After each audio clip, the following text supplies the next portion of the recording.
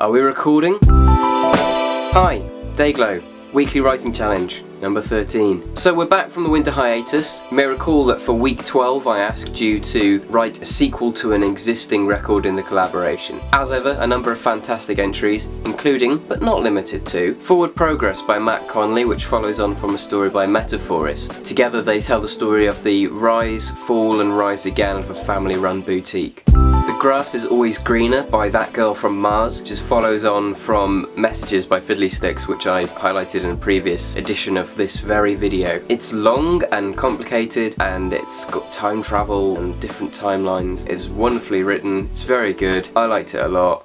Coded by Catcheth is another remix of Messages by Fiddlysticks. It demystifies the message received in the original story by focusing on the ordinariness of the people responsible for sending and receiving the messages. November Part 2 by Dragonfly Queen 8, which is a continuation of November by Red Dobby's Girl, a hostage kidnap story. It's tense and mysterious.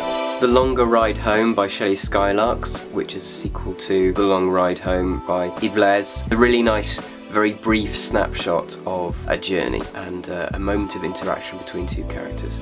A Vision by Vinnie E.W., which is a prequel to A Dreamcatcher by Alex House, rather than a sequel, which I like. So it establishes the origin of the Dreamcatcher from the previous story, and it does so in a way that doesn't feel mechanical or preordained, and it explains it in a way that cleaves very closely to the point of view of the deceased wife from the original story. That's it from me. That was the last of my challenges, and now I'm going to hand you over to a writer who has consistently been contributing some of the very best records to this collaboration. Ladies and gentlemen, Sarah Scott.